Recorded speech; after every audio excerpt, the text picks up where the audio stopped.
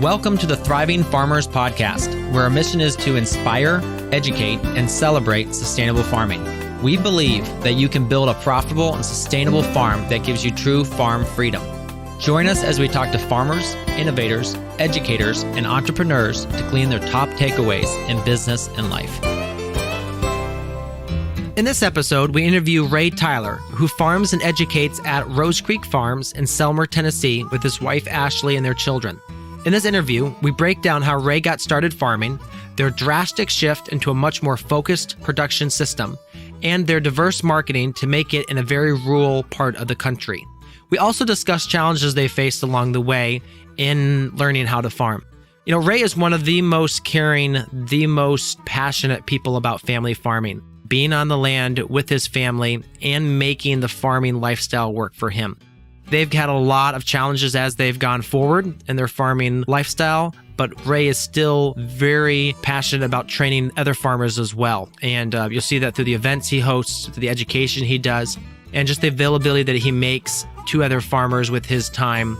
Ray's a great guy. I highly respect him, and I know you're going to enjoy this interview. Welcome to the podcast, Ray. Great to be here. So Ray, can you give us a little bit more detail on the startup of your farm and kind of a little bit more about what your farm produces? In 2009, we had decided we had this dream of farming full-time with our family. And where we're at now is we're on 1 acre. We produce greens, root veg, tomatoes. Actually now we're doing your basic classic, summertime veg in the summertime, except for like melons. And we're selling to farmers markets, grocery stores, restaurants. We have a small CSA. We do online Shopify, store platform, and we're doing some on-farm pickup. We also sell to some food hubs and anybody who will buy, basically. Gotcha, because you're located in a pretty remote area in Tennessee. Oh, yeah. I mean, we're in one of the poorest counties in the state. These folks, they're basically not really in tune to local foods, pretty behind in that area. And there's very, very few farmers in the county. I think there's one other farmer in the county. For sure, a number of backyard gardeners, truck farmers that, maybe have a few rows of tomatoes and they'll sell them in the back of their truck for 50 cents a pound. And so that's kind of what our county is used to, is those truck farmers. So when they see a farm that is growing produce on purpose for living, they're not quite ready for that yet. So we have to, be pretty creative in our marketing and have to be willing to drive. So hopefully that won't last forever, but that's where we're at now. Gotcha. Now, in your background, you guys went from a pretty broad, diversified farm doing, vegetables and meat and all of that. And now you've really kind of gone, as you said, to that acre of vegetables. What prompted that change, and has that been successful? What happened is back when we first started, and I think most farmers can relate to this, is, when you first start farming, you have a pretty idealistic idea of what your farm is going to look like, what it's going to produce, how your day is going to go. Then you realize pretty quickly that, a farm has to make money in order to survive the next year. And so what we did is we started out really small, and then we quickly got really big. We got very diversified in terms of not only just in vegetable, but we also got into pastured poultry, pastured pork, turkeys. We even got a few cows at one point, 2 acres of vegetables, all the wrong, we had a tractor, all the wrong implements. It was a complete disaster. And where we found ourselves, in about 5 years was, even though, yes, we were farming, we were barely farming. And we just felt like, some people can probably do a lot more things, but, we have, a lot of family values. And so we just got to the point to where I was not able to maintain a good family farm life balance with doing all the animals and all the produce, not only just producing all those varied different, crops and livestock, but trying to sell those. I found a lot more challenging than I had hoped it was going to be. I even read in some farming books that, if you simply grow it, they'll come. And while that is probably true for more affluent areas and communities in the country, I did not find that to be the case for us. In fact, it seemed like it was becoming more challenging and more difficult to sell as the years grew on. Just, the consumers' eating habits were changing. The recession definitely changed things up a bit. More people got into the space for a season there. And during that time of us really trying to navigate all this, our 6-year-old daughter came down with stage 4 cancer in the springtime when our greenhouse was jam-packed with transplants ready to go out. And so we had to put the farm on pause. And in that time of being quiet, really evaluating life, we were given a few weeks for her to survive. And just so the listeners know, she's completely well, 100% clear, and which we are grateful to God every single day. But in the heat of that time, with all the chaos going around, we really had a lot of time to think and reflect back on just our life. We had 4 children. We obviously wanted more, and we were not living the life that we had set out to live when we first started in 2009. And so we just started asking ourselves, which part of the farm, the whole farm was just complete chaos. And I think on some level, some people can see, oh, wow, you're successful. You have crops, you're huge line at the farmer's market. But I think, behind the scenes, there was just a lot of stress that we felt like was unnecessary. There's a lot of worry, too much stress, too much chaos, way too much weeds. We had more animals die than we would have liked to have seen. Besides all that, there was the lack of time that I was giving to my family, which was the number one reason why we were farming. Before I decided to farm full time, I was driving to Memphis, which is about 2 hours away, every day, both ways. So I was on the road 4 hours a day, plus my 8 to 12 hours of work. And when I would come home from work, I was just completely toast, just wasted. And my wife and I knew that, we wanted the family. I came from a pretty broken family background. And so I knew I was going to have to spend a lot more time being proactive on being a good father, being a good husband. And the only way to do that is time. It's the one resource that we all have the same 24 hours in the day. And it's the one resource that we all feel is in very, very short supply. And so in that kind of peak time of 2015, when Asha got sick and all this chaos kind of came to a head, we just really, we were really honest with ourselves and went, we are not living a life that we want to live. Then we started asking ourselves, how can we change our situation?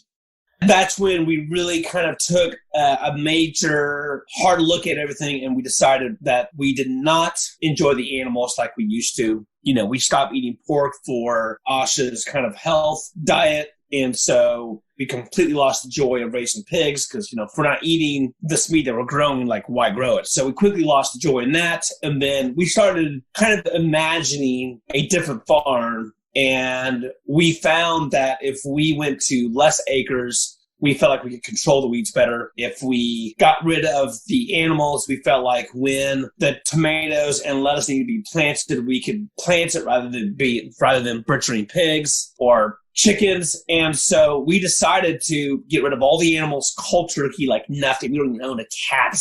And we got rid of the whole tractor system, which I was doing very, very terribly, and didn't want to spend the money on the correct equipment, which would have been pretty expensive. And I'm in a pretty unique land base. There's not a lot of good land in the county or, for really nice flat fields. So yeah, we ditched the tractor. We invested in, the BCS and some more hand tools. I invested about $1,500 in education on just, I knew how to grow vegetables. So we've been really working on varieties and different things for since we had started, particularly in lettuce, because I knew there was a major market for lettuce. But I think what we invested in was just basically different mindsets, different systems, different ways to approach sales. And that was really a huge turning point in our farm success. And I don't just measure success by just dollars.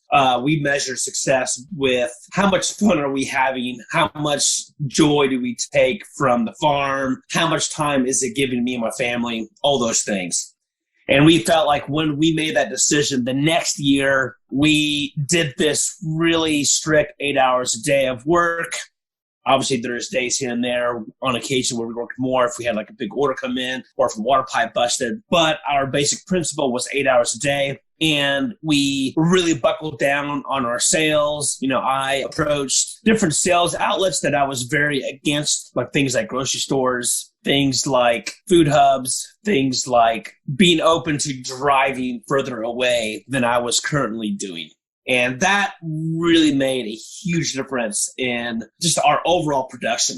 The other, I would say, number one big things that we implemented was the use of landscape fabric. Before, it was, all basically bare soil. And in our particular climate, we found that incredibly challenging to do. There comes this time in April and May in the farm where we just get heavy downpours of rain. Then it gets incredibly hot and humid very, very fast. And there's just no physical way to get in there to cultivate the weeds. We're on really, really heavy clay soil, and it's just like gumbo, just muck. So we had implemented, I think I bought like $2,000 in landscape fabric, and we basically did this radical step where no direct seeded crops, all transplants, and anything that was transplanted went into landscape fabric. So everything was in landscape fabric. Paths, beds, the edges of our beds, the perimeter of our blocks.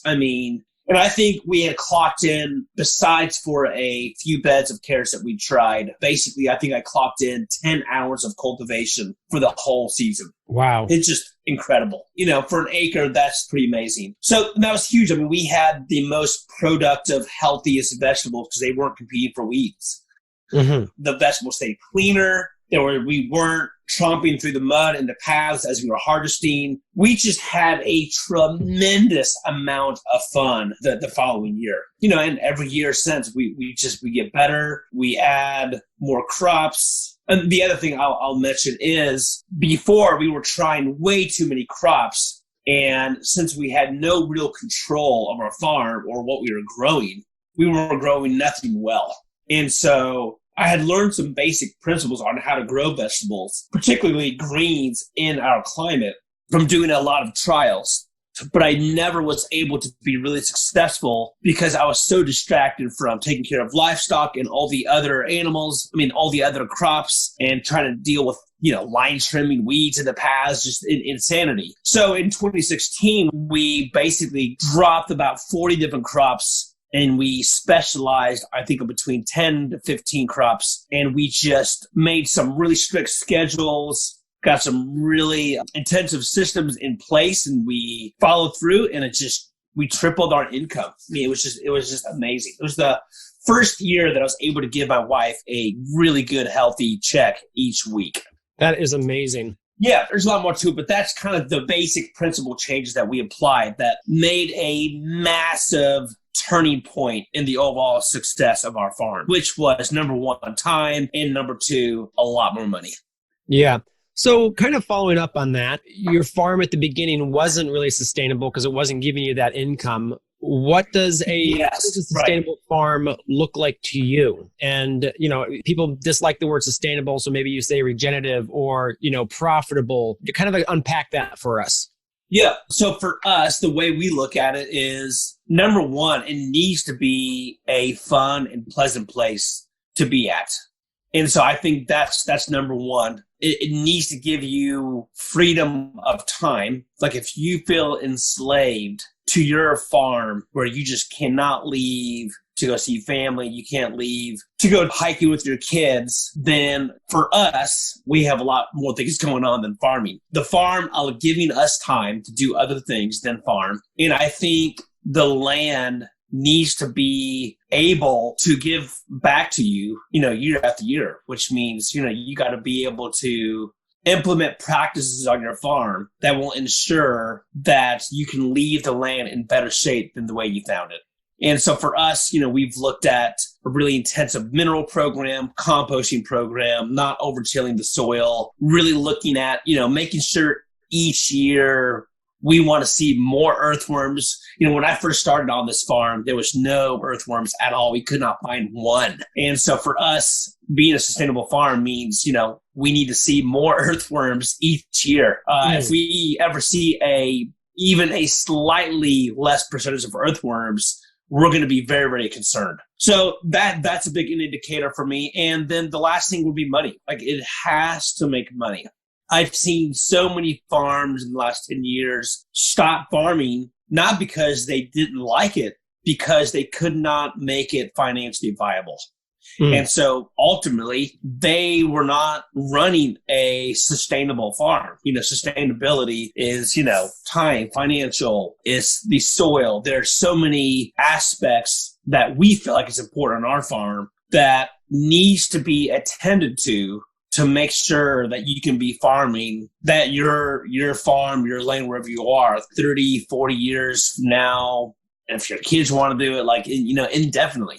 You can have a beautiful farm, but if you're just taking all the produce to the compost pile, you can unless you have just, a lots of money in the bank that you can bankroll that, you can only do that for so long.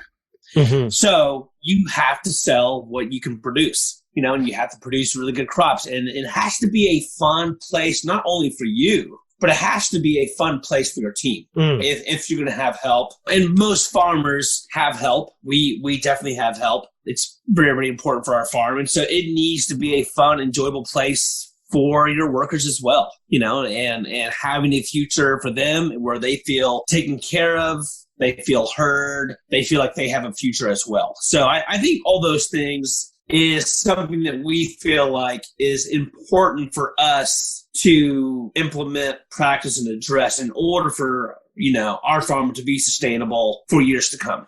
No, that's good. And I kind of summing that up. It's, first, it has to be a fun and pleasant place for you, for your employees. Second part is just leave the land better than you found it. And the third part is that it has to be a profitable farming system that's going to give you a return on investment. Yeah. Let's dive a little bit into management of the business, because you do a pretty considerable business there. There's a lot of moving parts, and there are endless tasks to be done. How do you make sure to focus and tackle the most vital priorities each day? What we have is we like to schedule things in days. So there is harvest day, there's pack day, there's delivery days, there's greenhouse day, and there's field days. And what that's done, so instead of like every day, we kind of used to do this, is each day was like this chaotic mess of like, what do we do today? What fire do we have to put out? And so, and a lot of those fires was because we did not have like a standardized daily, weekly task. So that's really helped us a lot. That kind of is like the basic big frame of how we run our farm. And so we know, our crew knows what days certain important task has to be done. For instance, before we would just seed whenever we could. Well, if you just seed whenever you can, that rarely ever happens. And so if you don't have plants every single week, then you don't have transplants to put out, then at some point you're not going to have a consistent harvest. So for us, it was really important to go, no, we have to pick a day, and then that is seedy day. No matter what, that comes first. The rest of the task comes last. So that's kind of how we block our basic, weekly task, is blocked in, specific days that happens first. Then the rest of it, like say, obviously there's other things like, maybe we need to deal with some irrigation things. Maybe we need to move our compost pile. Maybe we need to move a caterpillar tunnel. Those things, what we have is we like to use Wunderlist. Okay. We've tried clipboard system in the past, and what happens, that gets left around or it gets dropped in water. And we have just found that never really worked well for us and our team. So we're pretty big fans of, apps. So we have different apps for different things, but Wunderlist is the biggest thing. So they'll be on there is our daily task. And then in those tasks will be things like, seeding greenhouse. And in that seeding greenhouse is my master list of what plants need to be planted or seeds need to be seeded, how many, what variety. And so it's kind of all packed in there. And then there's things like a weekly project list, which is like, these are the projects that has to happen this week. Or say Friday's probably like our least, we don't try to do a whole lot on Friday. And so that gives us extra time to like, hey, we were able to get done earlier. Let's go ahead and move this tunnel, or let's reshape this bed, or, let's go ahead and lay down a landscape fabric border around this field, whatever that is. So there's going to always be those small projects that's going to have to get done. And that's basically done in a list. So that way, if I'm off the farm and my team goes, hey, we're done early, to go to that list. And what I'll do in that list of projects is I'll make all the lists in priority, what needs to be done first. So they just go down the list. So that really works well for us. The other thing is we also have in all the different various stations, there's how things get done. So let's just say the pack shed, which is probably the most complicated work that we do because we have so many different ways to package, let's say lettuce. There's 5 to 10 varieties depending on the season. There's salad mix, and there's literally 5 different ways to package all those things. So that can get really complicated and hard to remember, especially if you're training someone new. And even if you're not, it's even someone who's been here for a year, it can be hard to remember how many ounces of salad mix goes to this farmer's market. So what we have is basically a task book for every item, and for every different packaging. It's all basically in this book. So let's just say if they're packaging for grocery stores, they can go to that grocery store folder and it will lay out exactly what clamshell salad mix goes in, where the label goes, what side does the tabs of the clamshell, how it gets packed, how many per box, how the cardboard box it gets packed. And so that's been really important for us to communicate how all these different clients need all this produce packed. Yeah, you could have maybe that in a clipboard or try to have that in a phone, but we have found just having nice laminated book binder where they can just flip through the pages. It's right there. It's on the shelf. That they're doing this work really helped break down a lot of the miscommunication barriers that we were having with our crew. There is a way that paper pot gets done. There's a way that transplants get done. There's a way that microgreens get done. And they're all different. They all go in a germination chamber, different temperatures. And so again, that's hard to train someone from memory and then make sure they get everything right. So that's been incredibly important for us to have, and we're always tweaking it. And then the way we're kind of doing that is, each week I get with the crew, everybody, I'll have my wife, she doesn't work full time, but she's in there too. And we'll be like, okay, guys, we'll look at problems. We'll look at things that I can do differently. We'll look at, is there anything that you guys feel like is unclear? Should we add a system? We're just looking at everything on the farm, making sure that everyone really understands how the whole puzzle comes together.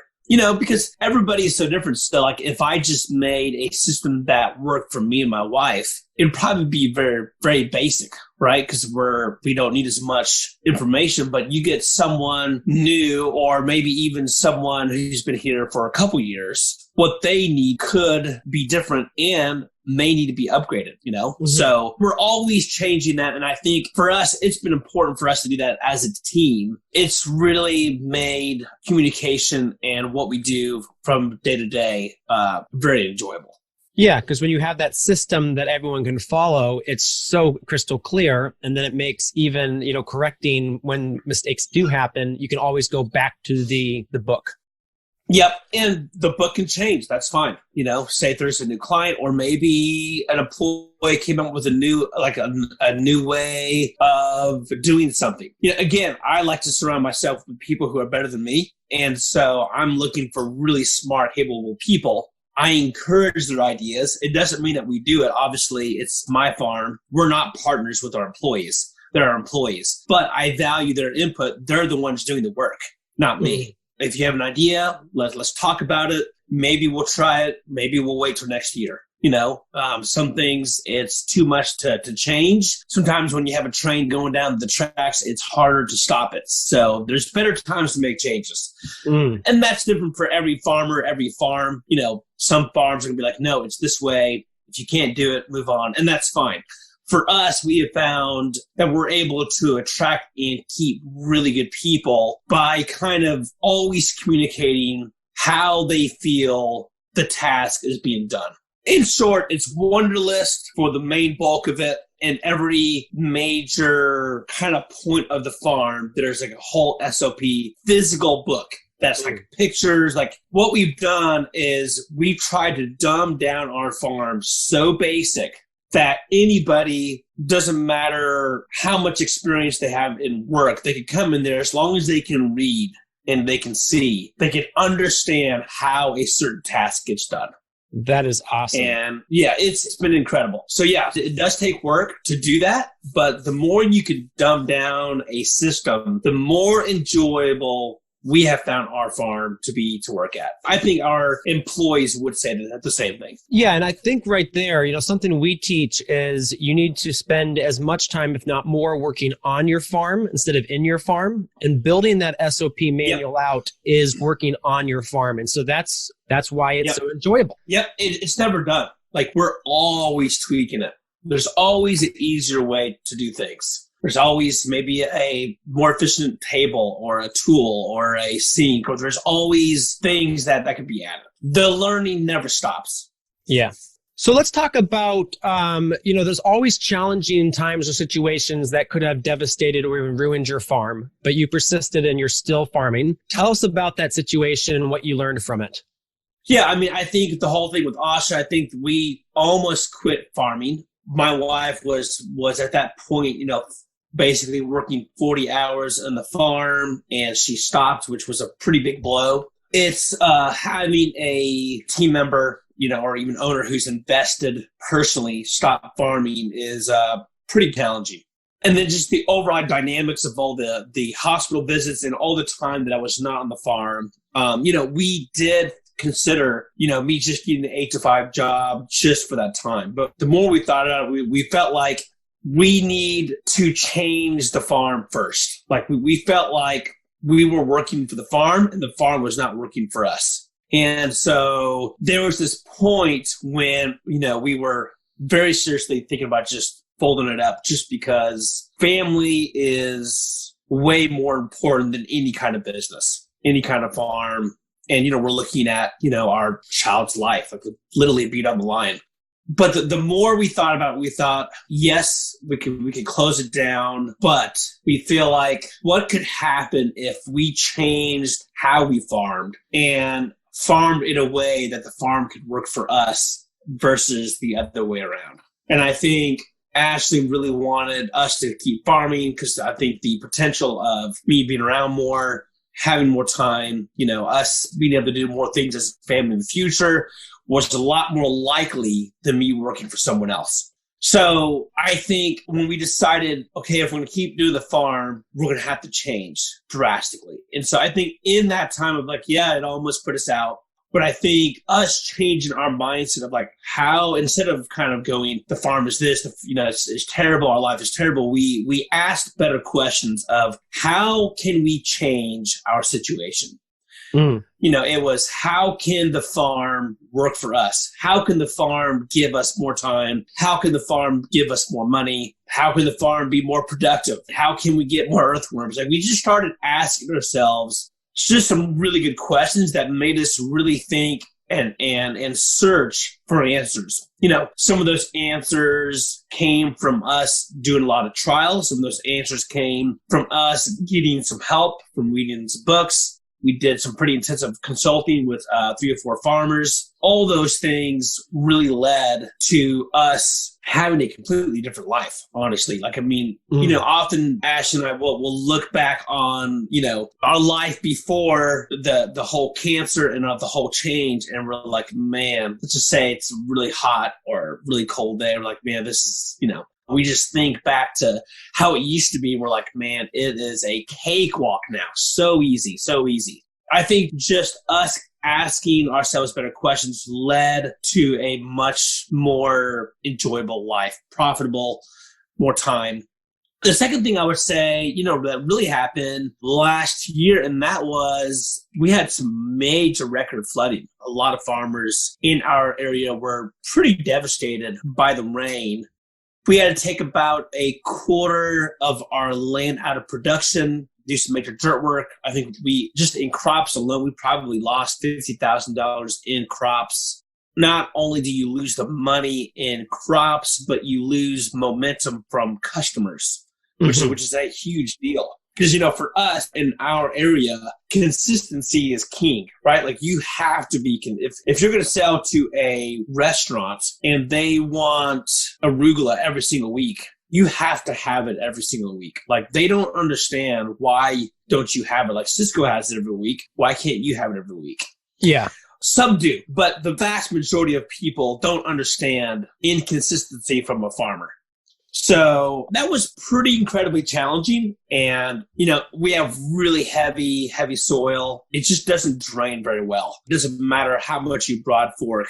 And so we didn't raise our beds last year because we thought, let's just not do that. It just seemed like more work than was necessary. And basically our crops just stayed under water for too long. So that was a major thing. And then once we raised those beds up, it's just complete game changer. I mean, everything just 10 times the growth, the quality. So I would say last year we had about 10 tunnels. And so if it wasn't for those tunnels, I don't know, we probably would have had to lay off some help, which would have been devastating because they're trained and they want to be here. So we quickly saw what was happening. We addressed the situation. We invested a lot of money into it, a lot of time, which we've gotten some goalie washers this winter already, unusual for early February, and it did amazing. So those are always lessons. Again, like no matter how many years you farm, you try something and, just the weather is what it is, which is a testament to, protective culture. Like I just think you're seeing more and more farmers use it. We have more each year. We're going to be adding even more later on this year. If it wasn't for those tunnels, it would have been pretty tough. So talk to us about the tunnels a bit. So you're using them in the summer. Are you just venting them very heavily? Because it gets quite hot where you are. It does. So we have a high tunnel that's vented. We have exhaust fan, louvers in there, roll-up sides. We use shade cloth for that. Okay. That does pretty well. We also have circulation fans. So we have 6 half fans, which help circulate the air. And you may not think that it's that crucial, but just circulating air in a tunnel can keep a high tunnel 5 to 10 degrees cooler. Okay. I mean, it is incredible how much, I turned off our circulation fans last year for like 5-10 minutes and we were just soaked in just 3 or 4 minutes. It was just phenomenal. I think the temperature went up 10 degrees. Yeah. And I think for folks in the South, if you're growing tomatoes, can be the number one thing that you can do to help reduce disease is simply putting in some circulation fans just to help keep the air moving around. And we do have about 10 Caterpillar tunnels available, and those are pretty basic. We normally move those around. However, last year we did not because that was the only way we had product was just, we had so much rain that we just could not, the ground never dried out, especially in the spring, for us to plant outside. Yeah. It's a much drier spring this year, which we're really grateful for. But last year was tough. So I have one Caterpillar tunnel that was made by a farmer's friend. I made 9 myself. Okay. Which, I don't recommend doing just because I feel like by the time you buy all the parts and if you value your time, it's going to be cheaper to buy the one from farmer's friend. Yeah. But I had a unique opportunity about 2, maybe 3 winters ago where I was able to get very, very cheap pipe. I had bought out a farmer friend of mine who went out of business, and he had 10 tunnels worth of plastic that I basically got for almost nothing. And so it made sense at that time for me to make my own. They're smaller than the farmer's friends, not as nice for sure, but what it does, it keeps the rain off of the beds. It keeps the wind from blowing, you can seal it up, and we made a lot of money from those tunnels. But last summer, we didn't do any shade cloth on those tunnels, and we kept the size down just because we had so much rain all the time that we just felt like it was important for us to keep our tunnel dry from side to side. And, we just took off the end walls completely off. Yep. So that way air can blow through just fine. Yeah, it gets hot, but you're growing down in the south. It's going to be hot no matter what. And we just have learned to have systems and different varieties and ways to get things to germinate in those tunnels that it works fine. If you're looking to shave hours off your week and become a thriving farmer, you're going to want to head over to growingfarmers.com/free resources and download our free resource bundle. It contains ebooks on our profitable farm toolkit, increasing efficiency and safety on your wash and shed, winter growing techniques, and our 30 farms to follow on Instagram. Now, if you haven't already followed us, we're Growing Farmers on Instagram. That's our handle. So head on over there and follow us. But you can also go to growingfarmers.com/free resources and download our free resource bundle today, and it will help you shave hours off your week and become more of a thriving farmer.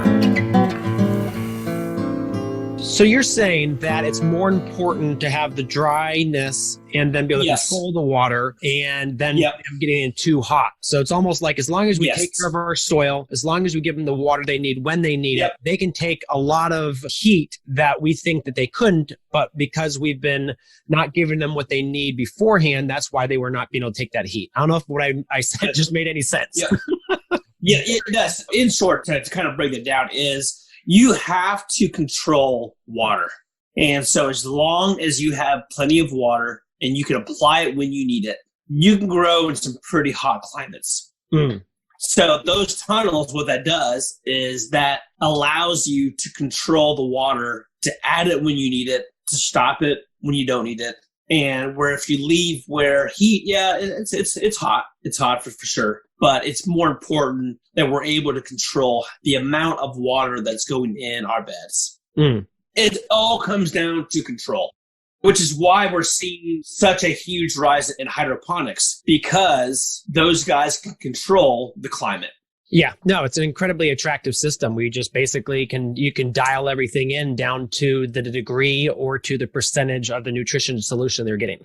It makes farming so much easier. Yes, that's right. So if there was a magic reset button as it relates to starting your farm, what systems would you go back and put in place sooner rather than later?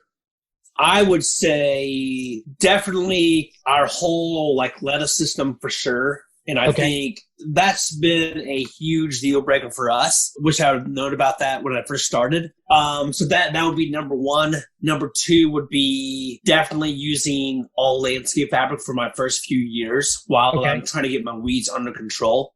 And then I think 3, not doing livestock, just keeping to 10 crops, mastering those, and then adding more as I feel like I can. And ultimately, I think I did find a mentor, but I think using and taking care of that mentor better, I think I could have gotten a lot further faster. So essentially, whether it be financial, time, whatever he needed. But I don't think I valued his mentorship as much as I could have. So talk to us a little bit about that. So mentorship is incredibly important. What kinds of things do you think can help that relationship work better? Obviously, you can pay them. Obviously, you can listen to them more. But are there other principles that you can always put in place to make sure that you can follow what they're teaching better? Or I think mentorship is rather complex because it's not just hiring a consultant, right? I mean, you can hire a consultant and be like, hey, I have a problem with weeds. What do I do? Here's some money, time, whatever you need. Both parties are happy. A mentorship is like someone who you're starting out, you have a goal in mind. Like you want to get here and you realize that, yes, you could do that on your own, or you could find a mentor to help you, coach you through. There's hundreds of decisions that gets made on a farm almost every day. Mm-hmm. And when you first start, you're just like in complete overwhelm. So this mentor is someone who cares about you. So I had a mentor when I first started. I didn't really even know that he was a mentor, but he really cared about us. And I definitely, I never took advantage of his time. I always compensated him for his time. But I feel like I wanted to do it more on my own, probably, where I think he would have done a lot more longer term coaching as far as like how much to do, variety, sales, just my overall mental health, making sure my family work-life balance. Like he really cared about me. And I think if I would have valued his offer more, took him on it, I think I could have been in a different place now. Again, mentorship is really someone that you can check in every week or every month, and that you're just kind of going, hey, here's kind of where I'm going. What do you think? Obviously, you're going to know your farm better. But I think that mentor is just someone, it's like a sounding board. Yeah. You're like, hey, I'm thinking about adding 2 more acres of production. And that person would be like, really? Are you sure about that? Like, do you really want to do that? Some people are fine without that. But a lot of people, when you start, those kind of relationships can be incredibly important. I know that like our mentors were Paul and Sandy Arnold. And for the first year, it was Eric Pillemer, who was farming over in Vermont. And I would never have had the farm without their help. I mean, Eric was all about spreadsheets, and he taught us all about spreadsheets and, setting up our crop plan correctly. And then Paul and Sandy were the business side of things. And they have, they've run a very successful farm for over 30 years. And just that, that mentorship of, every single week, because we had the same farmers market. So we saw them every single week, even multiple times a week. Yeah. And that was so key for us being able to have, because we were quite young. I mean, we started our farm when we were 15 and 16. So, we'd learned so much. It wasn't just about the farming side and the business side. A lot of what they taught us was about just general life. So that was so key for us, getting started and having a successful farm. Yeah. And I see that now. And I definitely had wished that I would have taken more advantage of that. Yeah. So you farm with your wife. How do you divide roles on the farm? Yep. So the way we do it is I'm over production. Okay. And she's more in like the harvest pack, right? Okay. Yep. So she sets the quality standard. So it's like kale, like she goes, no, it needs to have 8 leaves, not 4. Yeah. Like it needs to be this size. Or when it goes to the customer, it needs there can't be any mud on the radishes, right? Yeah. So she's going to really set that. She's in the pack shed. It's easier for her to do that with the kids. So she's in there. It's an easier place for our younger girls to help pack clamshell. So that's her department. If she wants a change of hey, Ray, we need another lettuce spinner. This is slowing me down. So whatever that is, then I'll work on getting that for her. Yeah. And then I'm over production. Anything of basically what we're going to grow, that's on me. I may bounce things off from her because I think she remembers the pain of us having too much going on. Yes. But in general, I'm making all the basic, where we're going to plant, all that stuff is on me. Yeah. And so what that does is if we were to be involved with everything, I think work very well together. We love each other's company, but I think it's still important to have some sense of this is my department. This is how I want to organize. That's yours. We'll both give each other feedback, make sure we're on track. But in general, that's our 2 departments. And then she also does the finances. So she'll do, the payroll, making sure, all the bills are paid, etc. Yeah. So now you also have employees, and so they just work for those particular departments. And I know you have long-term employees too. Are you starting to bring them on to making more decisions as they work with you? Yes and no. So, I mean, I'll kind of go back. So one more role that I do is sales. So when we first started out, I think she was more doing the sales, but then we quickly realized that we needed to have a lot more sales outlets, and that required a lot more me leaving and going to meetings, showing product. And so we realized that it was more practical for me to do all the sales because I kind of know all the different dynamics. So I do that. So that's another thing to kind of add, which is really incredibly important for the farm. You could have production, you could have the pack shed, but if you don't have solid sales, you're just growing and packing for the compost pile. Yeah. So when it comes for our team, there's our basic procedure. This is how things get done, right? That they all follow. So there is more things because we're looking at the way I have looked at my farm is I look at our farm like it's this infant, very needy, demanding, screaming infant that just needs our time. Yeah.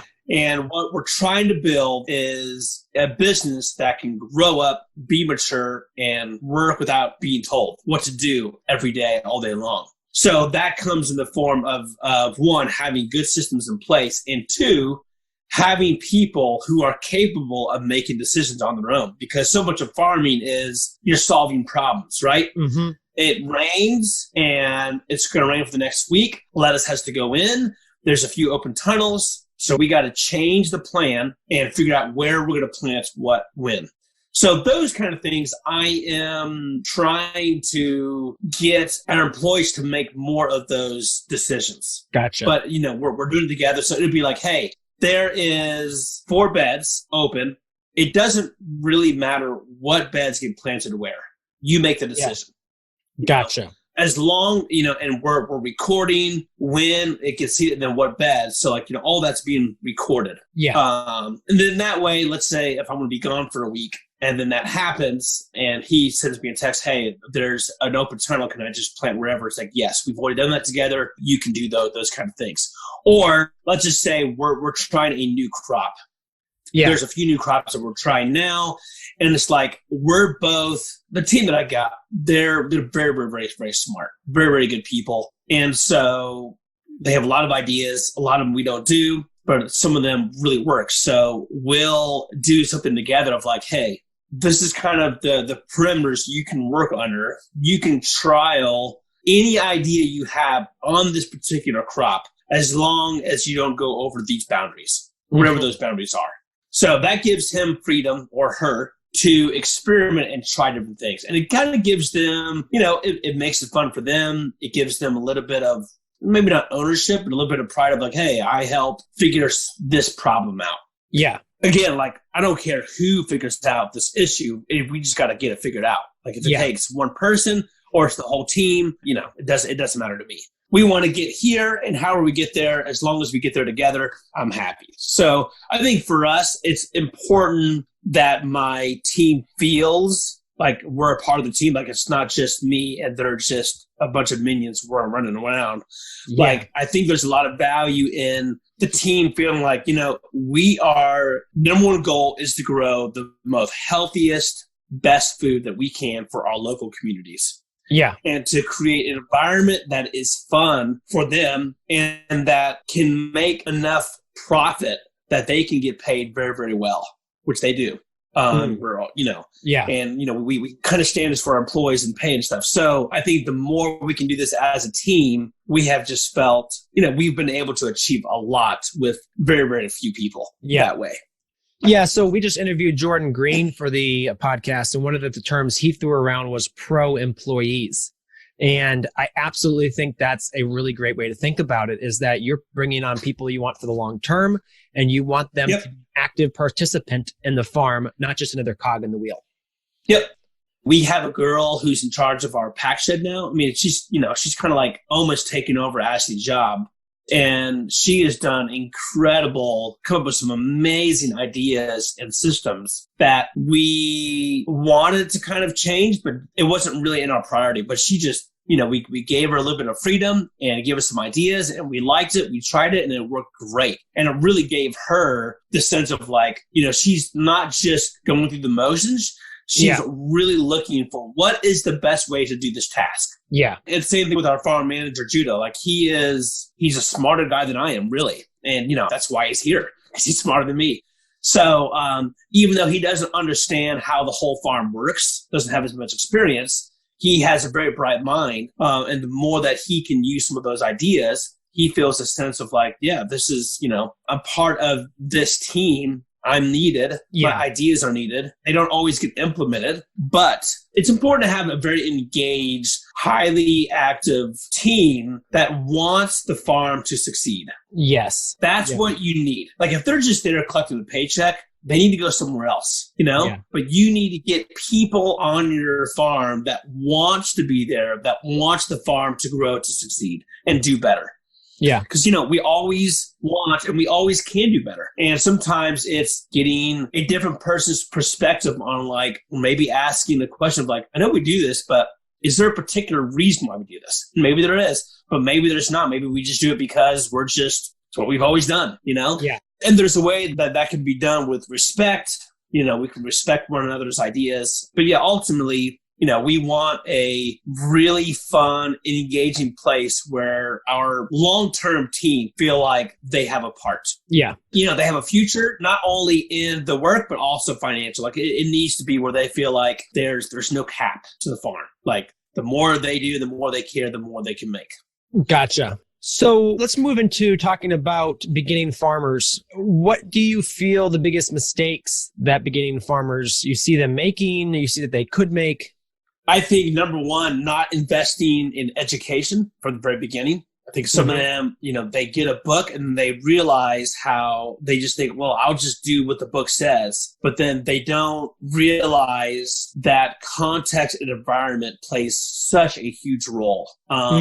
I think that's number one is have some sort of, either it's a local person that can mentor you or somebody that you can really bounce ideas off of. You can either pay or trade out work, however that works out. But really getting some kind of person that you can make decisions for your farm for the first few years with someone who's done it before. He can just save you tens of thousands of dollars in basic things of like, I have $10,000. What should I buy this year?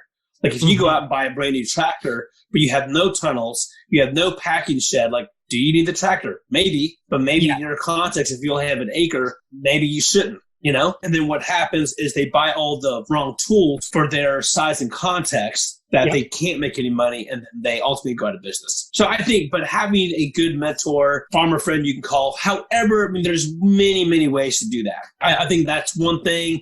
Number two is I would say understanding where you're going to sell produce. Like growing food is the easy part. Selling it is incredibly difficult. Now, if you're in a really big city, maybe, well, that's the opposite. It's easy to sell. But in most cases, most farmers that I talk to, it's the opposite. So I think just really understanding if you're going to start out farming, where are you going to sell your produce at? And don't just go off of a chef said, oh yeah, I'll buy everything you have, and base your farm off of that. Like you need a year or two of really finding out what will your market buy and how much will they. So I think understanding their markets more, which just take time. And then I would say that the third thing is controlling weeds. There's nothing more discouraging than an acre of weeds that are taller than your crops. That will get the wind out of your sails faster than anything. So obviously, those are kind of like the three things that I see. Obviously, that's going to be different for every farmer, but those are like the three most common first year, second year mistakes that I see that they just don't. Again, if you get a good mentor, a good farmer that can help you coast through some of these things, they can get you 10 years ahead. Yeah, I know in our farm, we spent tens and tens of thousands of dollars that were in R&D. And, build that information down. Your lettuce program, someone gave a comment and said, oh my gosh, just one little tiny thing that you said to them saved them $10,000. Yep. It's the same thing for us. Like, I saw a farmer in Arkansas using landscape fabric. And when I did that, it saved me literally hundreds of hours of not weeding. Yeah. Would you say landscape fabric is one of the reasons you're still in business? Oh, 100%. No doubt. It made our farm go from chaos to order. in a very short amount of time. You know, there's so many things about landscape fabric. I mean, I can touch on like if you have one thing, like, you know, you got those holes pre-burned, it's perfectly spaced. Sometimes we'll have our older kids help us plant. There's no guessing. I mean, you can like, we've grid out lines before, but just like some way they miss the line or it gets covered up or, you know, but that landscape fabric, like the plant gets put in the hole perfectly every single time. Yeah. So the even spacing is really important for really good, healthy vegetables. You know, no weeds. I think we lost about 1 inch of topsoil last year on the beds that did not have landscape fabric. Yeah. So, you know, that helps with soil erosion. It helps retain moisture. It keeps the soil cool. You know, we do plenty of crops on bare soil. So I'm not saying that's all we use. But that major switch was a huge deal breaker for us. Yeah. You plant, and the next thing you do is harvest, like zero cultivation. I mean, it's tremendous the amount of time you can say, you know, and again, like if you got a family and you got kids and you're trying to juggle other things and you know you do not have time to cultivate, then it's like, for us, it was a no-brainer. Yeah. And I think one of the things too is, especially at the beginning of when you're farming, you're trying to figure out so much, and cultivation. So much. Yeah. Cultivation can be done very efficiently, but if you do it exactly at the right time. So, you know, drop that off your first couple of years of trying to figure that out. You know, just throw everything on landscape fabric, especially because your land is recovering from all the changing. If you're coming out of sod, you know, all those perennial weeds or even annual weeds over. I think it makes sense. And then you can start switching away from it as you get more experienced. Exactly. Yeah, and we are like, we're not 100% landscape fabric. We do plenty of paper pot, plenty of direct seeding. It's not the end all tool, but it can be the most effective tool that you can implement on your farm. The most reasons why I see crops fail is because of weeds. Especially in the South. In the South, I mean, it's a whole different animal. You know, you got to cultivate twice a week. Here in the South, you have to do it at the perfect time, which, you know, we can do that now. It's just, I'm basically saving $500 to $800 employee by simply using landscape fabric. And there's just weeks you can't cultivate weeds when it's mud. Like, it's got to dry out, right? And so your soil has to be able to drain, and not every soil drains. Yeah. If you're in a sandy soil, it's not going to be an issue, or sandier, let it alone. But if you're in heavy clay soil, you get a lot of rain in the spring, especially in May, when like we can go from a frost May 5th to May 15th being 98 degrees. Wow. And humidity's like 89%. Yeah. And you're just talking about overnight, you're going to have a jungle. You're already doing so much stuff on the farm that it's hard to make time. Yeah. Let's talk a little bit about your marketing. You have a lot of marketing channels. What channels are you focusing on now? What channels are you most excited about right now? The main channels would be CSA, which is getting smaller for various reasons. You know, a few farmers markets. We have a few food hubs. We have online, kind of like a Shopify platform. We have restaurants. We have on-farm pickup. And if the order's big enough, we will do door deliveries in grocery stores. You know, we don't do all those necessarily all 52 weeks of the year. It kind of changes through the season. The restaurant market for Memphis has kind of not done very well the past year. Not really sure why, but it is what it is. So we're basically at this point kind of phasing out of restaurants unless they come after us. What's interesting when we find about restaurants is that the ones that we pursued and tried to get are no longer with us, or they're really hard to communicate with. Like you text them and then they'll text you and with an order when you're on the road delivering to Memphis, right? Or it's just respond once a month. But the ones who reached out to us, like every week, they're texting us first. Like, hey, what do you got new? What's coming on? You guys come with the same order? Again, that's just for us in our particular area. So we're no longer marketing to chefs like we were, just because it has not been productive. So basically with restaurants, it's like either you pursue us or that's the only way you're going to get it is if you come after us. So we're going to actually make it hard for them to buy from us. I would say my number one thing that I'm the most excited about is going to be our online shopping kind of platform. We've seen really good growth. The more on-purpose marketing we do for them, we see the most results for our time. So we're, have some stuff in the works where we're pretty excited about, that is the future. When you look at Amazon buying Whole Foods, it tells you something where our culture is and where they want to go. And I understand resisting and like, oh, that's terrible, but that's where it is. And again, back to this being sustainable farm, you have to sell what you grow. And so if chefs will not buy it, either you sell it to who will, or you go out of business. Those are the options we have, right? So we do more in our Shopify than we do our farmers market. Like people are buying online more than they are at the farmers market. It's tremendous. So Ray, are you delivering to drop sites with that, or how are you getting the produce to them now? Yep, drop sites. So I've got, one of the drop sites is our farm. The second one is a small grocery store. Okay. And I just simply drop it off in their back-end cooler. Like I'm there for 10 minutes and I'm gone. Wow. And that order is bigger than that city's farmer's market that I'm at there for 5 hours. Wow. So, and it's growing, it's not slowing down. And the more energy we put towards that, the better we do. I only do a few home deliveries, and that is only for people who are buying a substantial amount of produce. Gotcha. That's number one. Number two, I would say would be grocery stores. Again, as much as we would love for everyone to go shop at a farmer's market, people are getting busier. Kids are growing up. There's soccer practice. There's vacations. In our area in West Tennessee, I have found that even though there is, there's still a very strong farmer's market community, it's not what it used to be 8 years ago. Yeah. And I think a lot of people are finding that to be the case. But people are still going to the grocery store.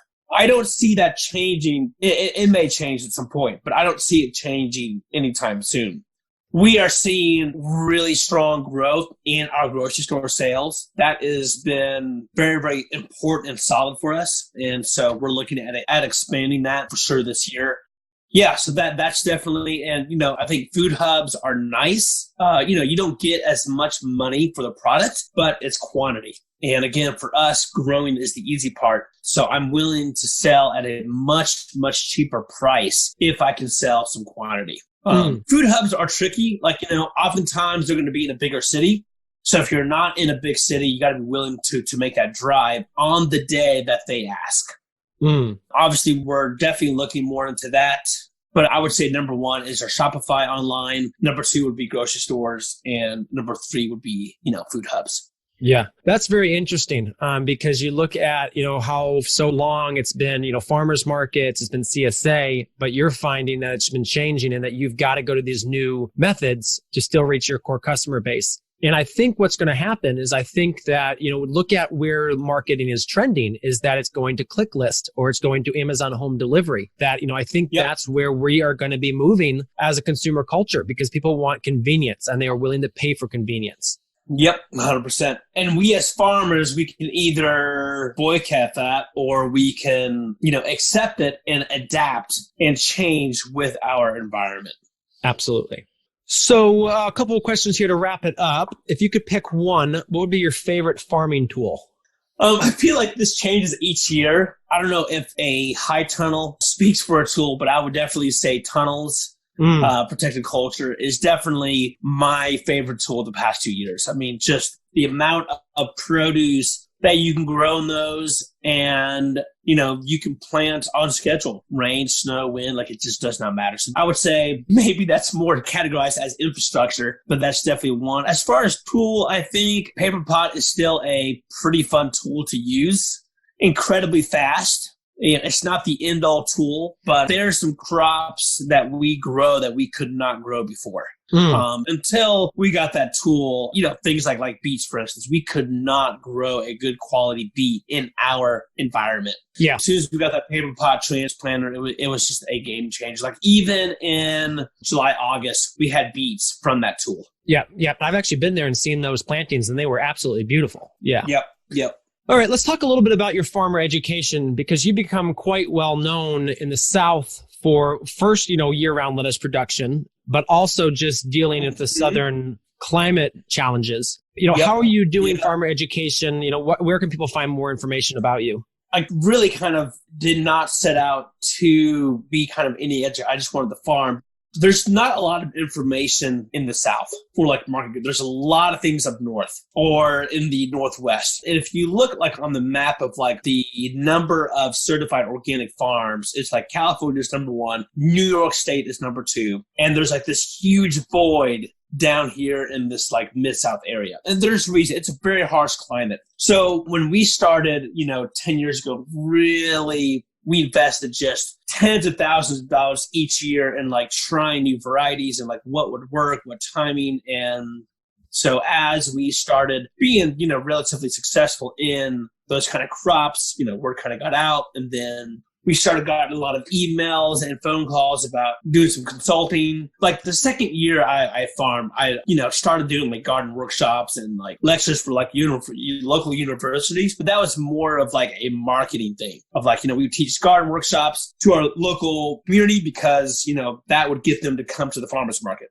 But as far as teaching other farmers, we really never set out to do that. And then when farmers started asking to come to do workshops, to do consulting, first it was like, I don't really have time. I really want to farm. And then I just really saw like, I was there at that place too of like, where do you start? And my heart really went out to, there's a major need in the farming community almost on an international basis. And if I could help and service that need, then I'm more than happy to do that. So first it was kind of like, did a lot of consulting. And then it got to the point of like, there's only so many hours in the day. Farming is number one. And so the biggest request was lettuce.